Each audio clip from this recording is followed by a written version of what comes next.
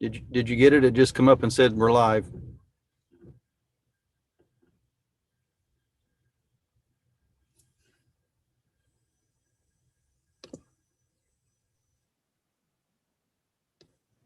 I haven't started the video yet.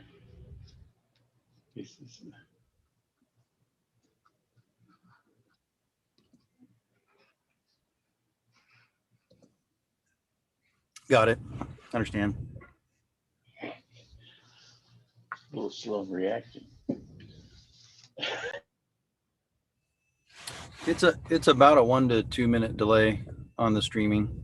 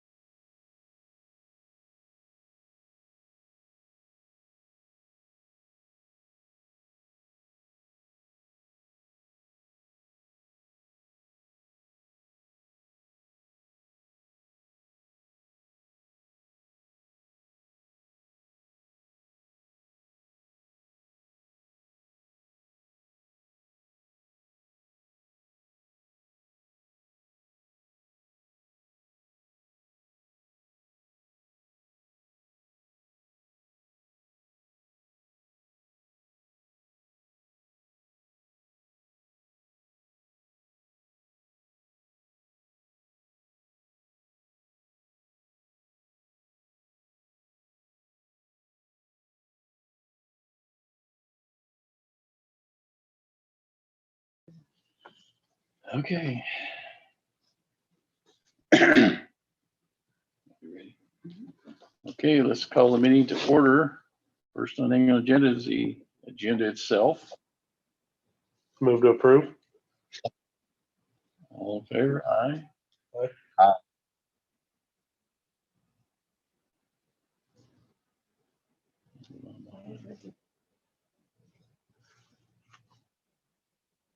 Tim, this is playing back to us like a minute later. Whatever he's done, it's,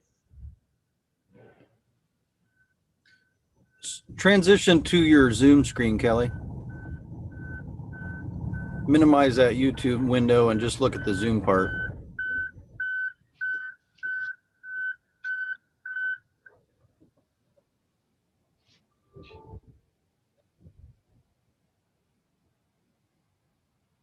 we're looking for,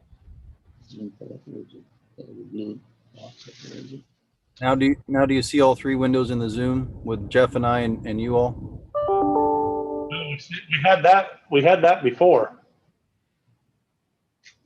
Yeah, don't have the YouTube window up, just have the Zoom window up.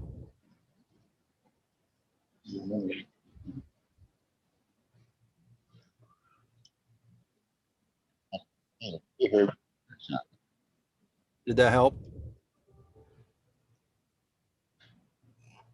I don't know what he wants me to do now.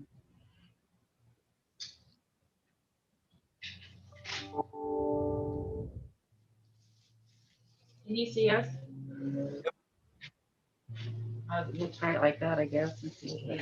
Okay. Okay, we'll have the minutes of February 2nd, 2021 board meeting. Move to approve.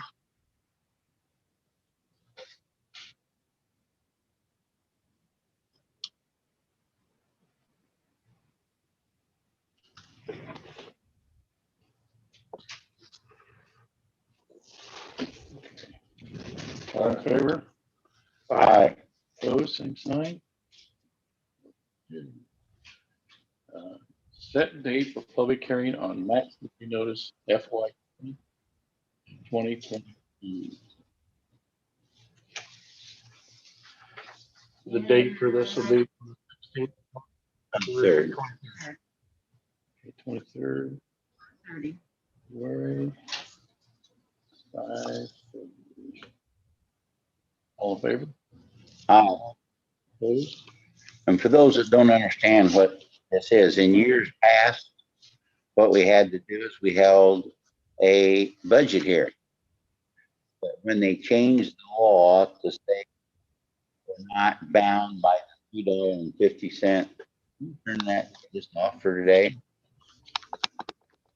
there. How's that? Go ahead. It used to be we would hold a hearing on the budget. Now, the way they changed the law a couple years ago is we're not bound by the $3.50 limit or the $3.95 limit in rural. We have to have what's called a max levy hearing. That means we have to notify the public as to what our budget is going to look like, and we have that hearing. Then, a period of time later, and we cannot hold it at the same time, we have to hold it later, the real hearing on the budget. So we've notified the public, here's what the budget's going to look like, and we can lower it, but we cannot raise it. So in a sense, we have two hearings on the budget. And when we get to the second hearing, which is the only one we used to have, the real hearing on the budget, if we are 2% greater than what we were the previous year, it has to be by a 2/3 majority, which with us, it would have to be anyway. But like with the city council, where it could pass 3-2, if their increase is more than 2% from the previous year, it would take 2/3, which would be 4 members of it to pass, or it wouldn't pass.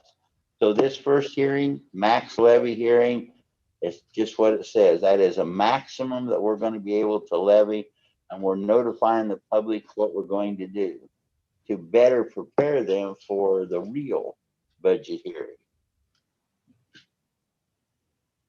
And that's gonna be February 23rd, 5:30.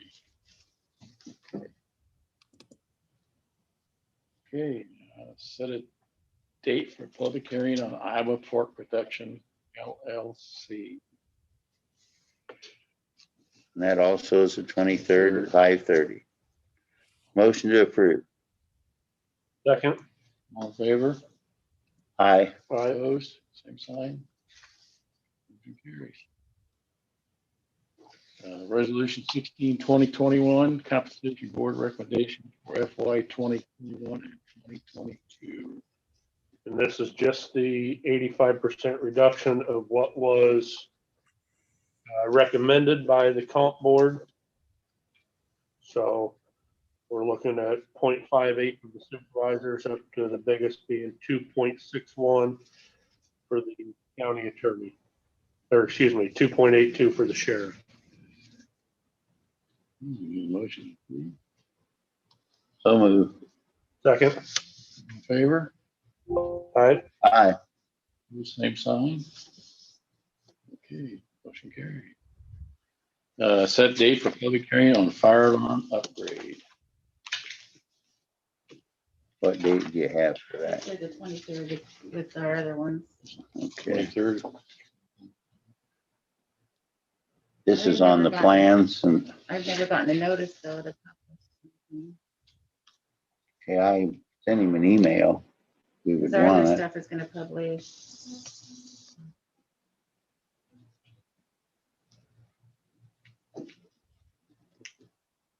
I'll call him. Okay.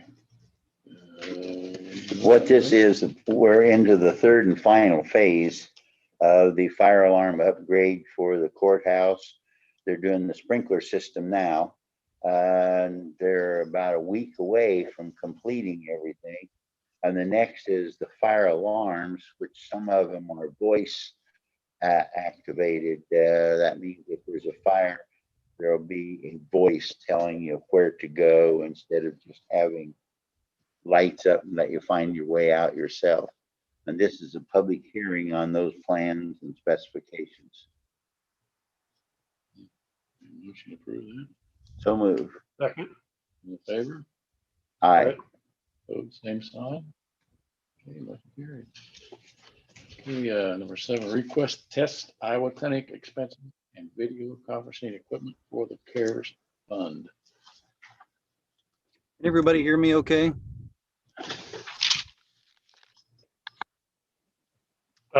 Yeah, we're kind of on that. We're kind of on this feedback thing still. So talk quick. Okay, sorry for not being there in person. I'm actually in the back of my truck assisting at a house fire in a neighboring county. So this is working out fairly well. We'll get the bugs worked out. So I'm going to reference back to that spreadsheet that I brought you when we talked last about the Test Iowa Clinic. And I'll talk about expenses and then I'll. This ain't working at all. Kim, this ain't working at all. As you're talking, we're hearing what you said a minute ago, and they're feeding over each other. We can't understand what you're saying at all. Pull up the window for YouTube and close it.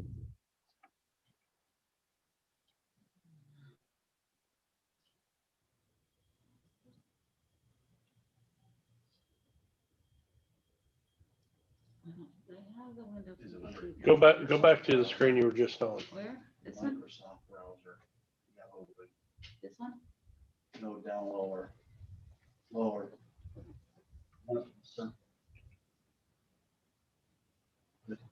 Goes to YouTube. Then this is the first video maybe. Maybe now try it. I think that's better. Say something, Tim. Can you hear me now?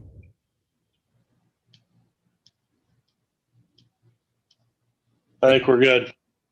I think we had the YouTube live playing at the same time as the Zoom, so you're getting the delay feedback. So as long as you have Zoom open and streaming, you don't need the YouTube open. I think that's what's going on. Are we good now? You're good. Okay, I'll just start over. Want to talk a bit about some of the Test Iowa expenses and reference back to the spreadsheet we last looked at where I had laid out what expenses come from what sources. And I have a second PA request, which is the FEMA Public Assistance for this disaster that I'll be submitting more expenses to. Those include some of the items that were originally listed on that spreadsheet that I would seek reimbursement for, but I'm going to try the federal avenue first before doing so. And that's about $6,000 of just miscellaneous expenses on my agency for that. I do have an expense to submit to the board to pull from the CARES funding for the message board trailers, which is just under $35,000. I will also be submitting the expenses for the rent and the cleaning of the Test Iowa site, as I believe PA should be able to pick that up as well. What I have not talked to you about that I need assistance with, there's two other projects that I believe would be appropriate to fund from some of that CARES funding that we hopefully have received by now. One is an extension of another grant that I've applied for, which is the Emergency Management Performance Grant Supplemental, that funded the technology that we're having fun with this morning, to put that in all the city halls and there at the courthouse. I would like to also do that same upgrade that wasn't originally part of the grant in the sheriff's conference room and in the public health conference room, and upgrade a screen in the EOC. So that equipment is going to run about the neighborhood about $5,000. I also am required to put up a match for that original grant that paid for all this equipment, and is also going to purchase some sustainable PPE for our firefighters and EMS people. That total grant was $21,000 and our match is about half. And so I would just tentatively like to ask if you would support that match amount in addition to that $5,000 to extend the technology project. Now, where are you talking about the 11,000 coming from? The CARES funds as well. But there wouldn't be any reason to not do that. I mean, I think we're spending the CARES money as it was meant to be spent. Indeed. I felt it prudent to bring it before I pull the trigger on spending. Okay, now, so what are you really asking from us today? What's the dollar amount that you're asking for? So a hard dollar amount that I will submit of monies I've already spent through my program is $34,893.56, and that is for the two message board trailers we have been using for the Test Iowa Clinic. The 11,000 and the 5,000 are monies yet to be spent to complete the PPE purchases and the technology equipment. And for that, I just need your tentative support to do that so that when I do have some invoices that I can submit them to you. Well, you need a motion on the 34,000. I believe that's the only motion we need right now. I'll make that motion. Second. All in favor? Aye. Opposed, same sign. Now, Tim, when the FEMA money comes, if we get that, will it be handled in the same way as the CARES money? It will go to the county, and then if we're going to spend it, we'll have meetings like this to decide where it's going? No, it'll be a simple reimbursement. I will submit receipts to them and they will send us a reimbursement check. I've done one of those so far. What I still need to work out is how we'll flow that money, because some of those expenses have been paid by my agency and some have been paid by the board. But that's a minor detail we can work out on the backside. And our goal is to leverage as much of the federal support and not dip into our own local CARES funds that have been given to us. That allows us to leverage that money even further. Okay, but that money, that FEMA money, when it comes, who will it come to? It'll reimburse whoever had the expense. So some of those expenses are mine and some of those are yours. Okay. Thanks. Real quick, first time, I'll just update you on how that Test Iowa Clinic is going. And you do get some of this in my weekly reports. We're seeing a real sharp downward trend in the demand for testing. And a lot of what we're seeing for testing are folks wanting that test to meet the travel requirement. And so where we're at today is we've reduced it down to 2 hours a day at the end of the day, Monday through Thursday. And if this trend continues, I've spoken with the landlord about possibly letting us out of the lease a month early, because we'd really like to just convert the contract nurses to 100% full-time, helping us with vaccine. So when they're not doing the 2 hours of testing, the rest of their day is spent helping with the vaccine effort. And that's actually worked out extremely well. So we've kind of got lucky in that regard to have those contract nurses. I'm glad we grabbed them early, because I'm sure there's other counties that wish they had such a resource. I've been pushing out with our media partners, as well as my reports to you all, where we're at in that vaccination process. We met online with IDPH last week that promised us we could count on a steady stream of vaccines so we can at least count the numbers, with the caveat that we get rid of 80% of our allotment each week to be replenished for the next week, or at least have a plan to do so. And so what that looks like for us is 500 doses, which isn't a lot. When you're talking in Wapello County, there's a senior population of over 65 of 6,000 people. So what public health is doing right now is vaccinating the folks in the tiers, or those orange boxes on my my flow chart there. And that has been first responders last week, and this week they're working on our public educators in the schools. They're visiting all 3 school districts, and we'll have a pretty large portion of them done by the end of this week. And then next week, we may start into that tier, the phase 1B, tier 2.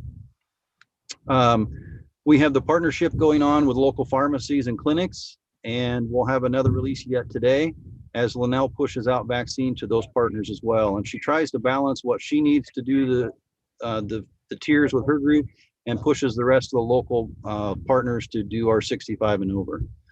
We're also talking with city clerks around the county to do remote sites in our smaller communities, to do some reach out there, because we know that that may be easier for some of our seniors to travel less.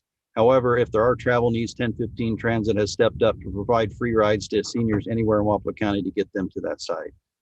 The one thing we're still working on is maybe a call center for seniors to call in, as we know a lot of these places do online registration, and that's just simply tricky for some folks that may not have that technology or be as familiar with it. So, you know, having our city clerks involved and taking those phone calls may fill that need for some of our seniors as well. Do any of you have any questions for me on the Test Iowa testing or the vaccine? On the vaccine, where you're talking about the educators in the 3 school systems, now, will that include Indian Hills, or is it just the K through 12 people? Thank you for that question. K through 12 right now. Where the college folks will fit in, we're not sure of quite yet, and that may be in the phase 1C. We still don't have those specific recommendations yet, but we have a little ways to go to get through 1B. Our next big challenge will be food processing facilities like JBS. That's a large population, and they are next on the tiers. So Linnell's working very closely with the management team at JBS to figure out how we get that done efficiently. Okay, thanks. We are going to hold another virtual press conference this Friday at 10 a.m. and we're live streaming that on the Emergency Management Facebook page. So look for that link there, and we'll take questions live from the public. We did it for the first time last week and it worked really well. So our media partners join us on the Zoom, and we take the questions from the public on the Facebook platform. Thank you, Tim. Welcome.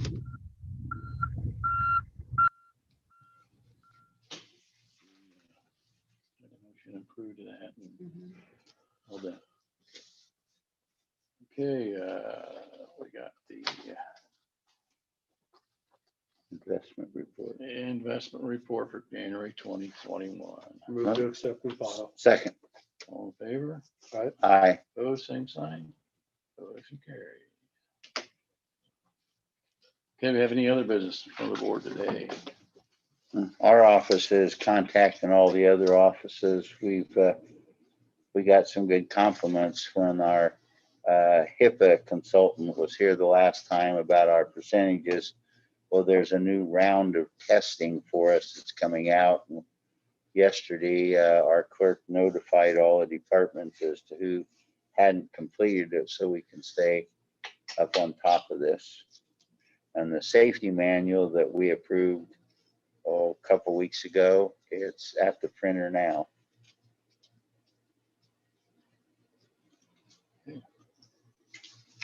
Motion to adjourn. So moved. Second, All in favor? aye. Opposed, same sign. We are adjourned.